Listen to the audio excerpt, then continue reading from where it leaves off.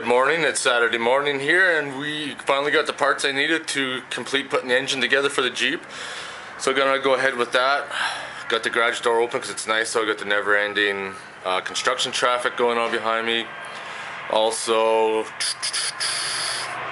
besides for that, yeah, we're gonna put the shit on the Jeep. I got the intake, I got the headers finally came in, we're gonna put that together, take the engine off the engine stand, set it on the ground, set it to the side, make room. I've been saying this for a while, we're gonna finally get the Jeep project going.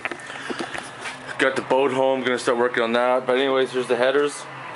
I just read over the instructions to see if there's anything special I need to do before I mount them. I cleaned off the exhaust here. What I did is I wet sanded it with 400 grit paper. I did not spray this with water and wet sand it to, otherwise you're gonna get moisture inside your runners here. What I did is I put a little bit of water on the sanding paper itself on a flat block. You need to have a flat block because you want your surfaces to be even, and that way it kind of removes any kind of burrs or ridges you might have on there, because this way we want the gasket to seal properly without any issues. So that being said, we're going to get going. So first off, we're going to mount the headers on these pins, and that's how those are going to go. And then the intake, we're going to line up to the dowels, and then we're going to start torquing her down. I did forgot to mention the headers I'm going with are the Banks torque tube system. And what you got to do is once you got your gasket put on, I'm going to show you, the gasket itself says torque tube side. So this is the way you want your gasket set up. You can see that there's big variances here. So that is the reason why I wet sanded it down, because you're going to get carbon build up and shit around here, and it's probably not going to seal that well. But enough of the BS. Let's get the headers put on. Here's a shot of the headers on the engine. Intake not on, but I just want to show you this piece here. Looks nice. Looks real good. The second thing I'm doing now that I got the headers, I just gently tighten these bolts up a little bit. Just gently. The reason for that is that you don't want to torque them down right off the bat, just in case you got to adjust it and then it fails. Because once you put an imprint in that gasket, you're going to create a point for the exhaust and everything else to leak. So you just want to just slightly just kind of snug it up. That way if you have to remove it or do whatever else, you can without damaging it. Show you, here's the intake side. You can see it's all dirty, so I'm going to wet sand that down. I'm going to show you the difference afterwards. So here we are, there's the runners, just lightly sanded. However you want to clean it off when you're doing this job is totally up to you. I prefer to use like a 400 grit sandpaper. It's not going to remove fuck all really, it's just gonna basically just kind of sand off the finish, the rough finish, make it smooth. That way you can see if there's any highs or lows. Whichever way you want to do it, it's totally up to you. This is the way I'm doing it, and if you choose to do it my way, you could kind of follow along. But anyways, the intake's ready, and we're gonna mount that on the engine now. We got the Banks torque tubes bolted up, we got the intake on.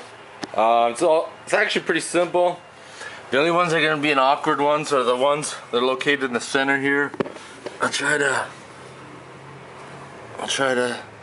there's one like right behind there, and then there's one that's like directly up in there. I'm telling you right now, I don't know how that's going to be installing it with the engine in the Jeep. I know outside the Jeep it's a little bit of a hassle. It is a bitch. So when you're doing this project, if it's in your Jeep or outside the Jeep, make sure you have your patience and a couple of beer, and it's gonna take a little bit of time. You gotta have like little small fingers and you're trying to fucking get them in there, and yeah, you almost need like fingers that are about 10 inches long that you just, but I'm gonna torque that down now and then remove the engine and set it aside. Once everything's bolted on, you're ready to put your O2 sensors back in. And before you put your O2 sensors back in, the kit itself comes with some anti-seize lubricant, and you want to put that on your O2 sensors before you install them in the headers, because if you ever have to change a sensor or whatever have you not, it's going to make it a hell of a lot easier to take them out. Be careful not to get the lubricant on the actual O2 sensor part itself, it may damage it.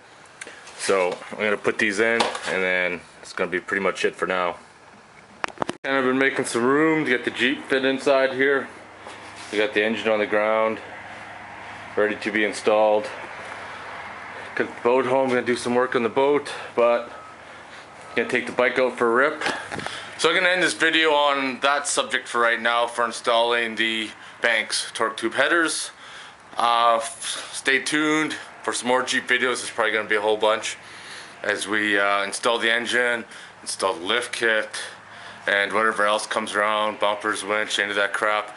Lots of other videos coming up on the PWCs. Rebuild those, get those ready to sell before summer. Boating videos once we get out and about, just gonna get it ready, gonna install a heater. But anyways, enough bullshitting. If you have any questions, you can follow me on Twitter at Bullshit Corner. Otherwise, post any comments below, subscribe, and thanks for watching.